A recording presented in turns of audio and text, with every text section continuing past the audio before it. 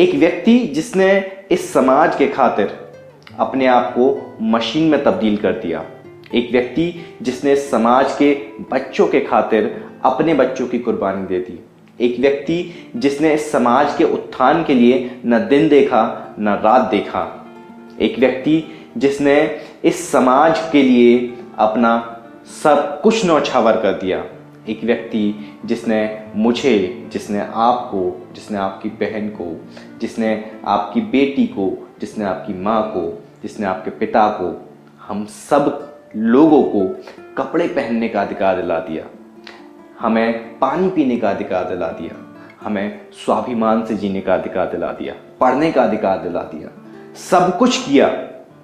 आज उस व्यक्ति की जयंती है। आज जयंती है डॉक्टर भीमराव अंबेडकर की। मेरे आदर्श और आप सभी के आदर्श होंगे जितने लोग ये वीडियो देख रहे हैं। आज से एक नई सीरीज की शुरुआत की जा रही है जहां पर हम डॉक्टर बाबा साहब अंबेडकर के जीवन को बहुत बारीकी से समझने की कोशिश करेंगे। हम समझेंगे कि हर दिन उनके जीवन में क्या क्या घटनाएं घटी। जो मुख्य घटनाएं उस दिन की होंगी उस पर मैं वीडियो लेकर आप लोगों के लिए आऊंगा।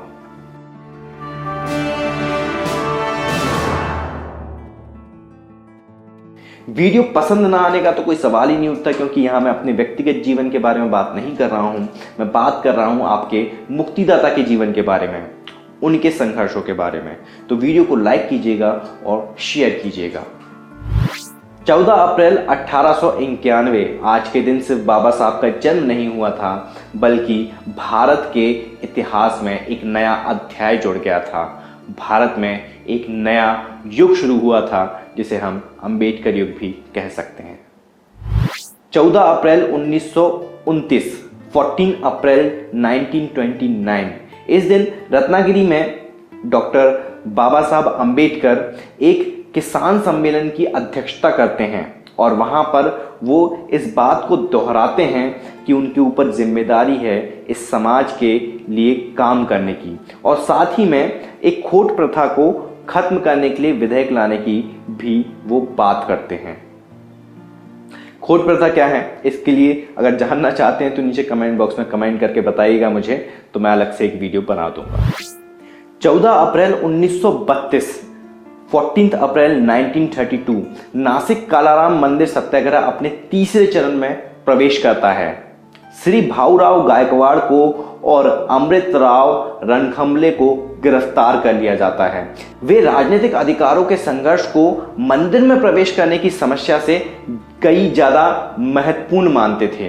कालाराम मंदिर प्रवेश हमेशा राउंड टेबल कॉन्फ्रेंस के साथ तालमेल बिठाता है और यह अंग्रेजों को यह समझाने के लिए एक सोची समझी रणनीति का हिस्सा लगता है कि अछूत हिंदू नहीं थे, वे अलग थे और इसीलिए उन्हें संविधान में अलग मान्यता और सुरक्षा उपाय से सम्मानित किया गया।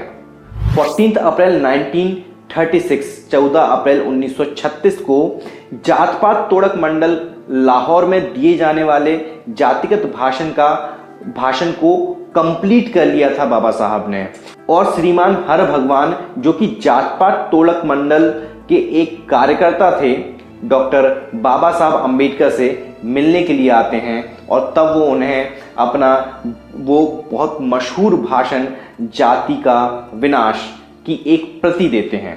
कब देते हैं? 14 अप्रैल 1936 को। इसको लिखना इन्होंने शुरू किया था 9 अप्रैल से।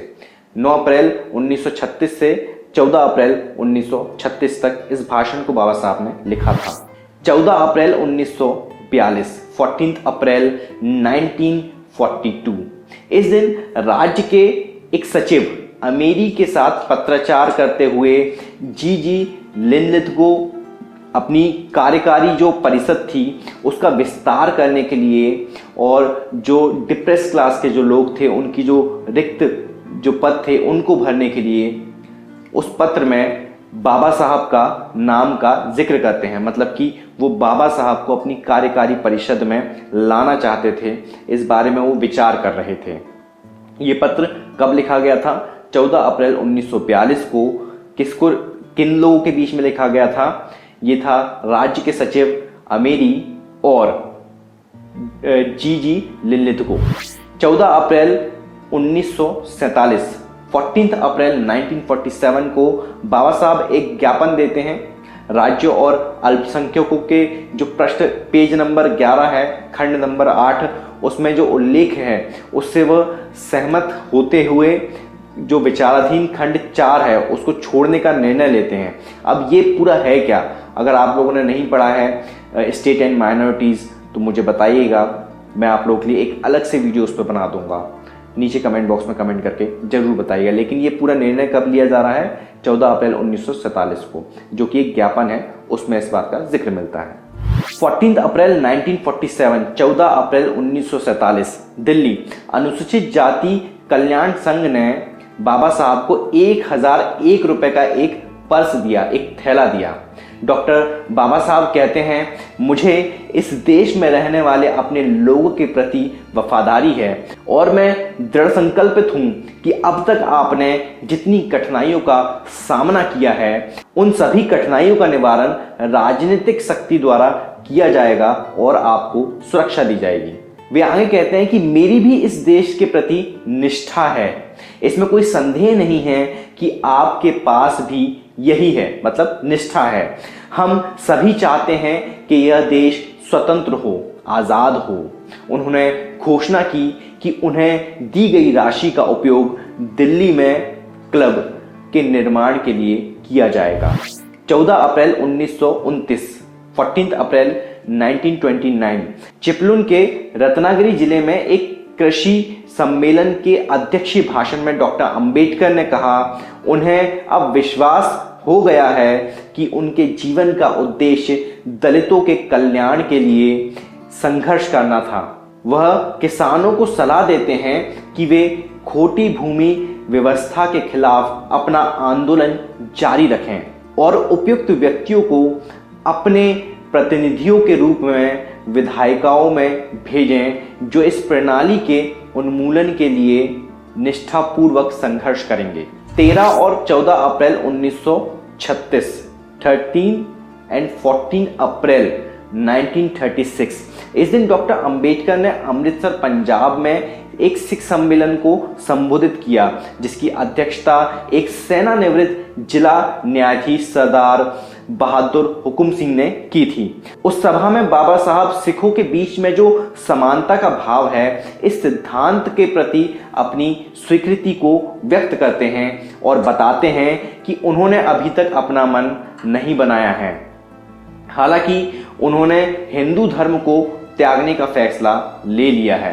कुट्टिर और थिया समुदाय के 5 लोग और यूपी से आए हुए 50 लोगों ने इस सम्मेलन में सिख धर्म को अपना लिया था। 14 अप्रैल 1946 14 अप्रैल 1946 को महाराष्ट्र के कुछ दलित लोगों ने बाबा साहब के जन्मदिन को सार्वजनिक रूप से बड़े पैमाने पर मनाना शुरू किया था। कब किया था? 14 अप्रैल 1936 को। जन्मदिन समारोह में, यानी कि जो बर्थडे का जो पूरा फंक्शन था, उसमें अपनी उपस्थिति के बारे में पूछे जाने पर बाबा साहब ने कहते हुए मना कर दिया था कि मुझे भगवान मत बनाओ। हम लोग क्या कर रहे हैं सोचिएगा। मखदूबिया, तुकाराम गायकवाड़, वाईजी पवार, पारसुलकर गुरुजी, वीवी कदम, आरडी गायकवाड़, इनके जैसे कई अन्य आंदोलन के कार्यकर्ताओं ने बाबा साहब की जयंती मनाने का फैसला किया।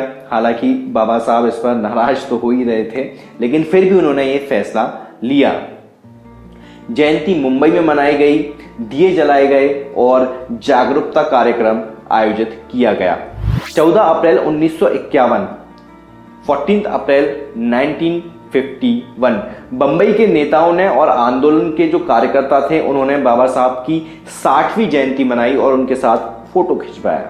ये सारी घटनाएं बाबा साहब के जीवन से जुड़ी 14 अप्रैल की घटनाएं थी। अगले वीडियो में हम बात करेंगे 15 अप्रैल की।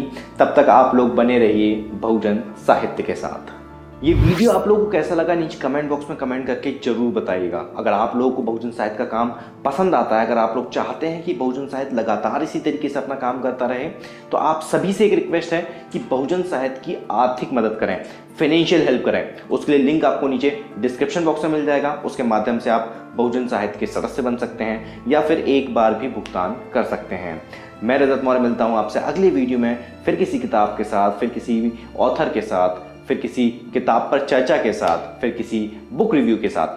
तब तक अपना और अपनों का ध्यान रखें, पढ़ने की आदत को विकसित करें, क्योंकि पढ़ेगा इंडिया तभी तो बढ़ेगा इंडिया। जय भीम, जय भारत, जय संविधान, जय जोहार।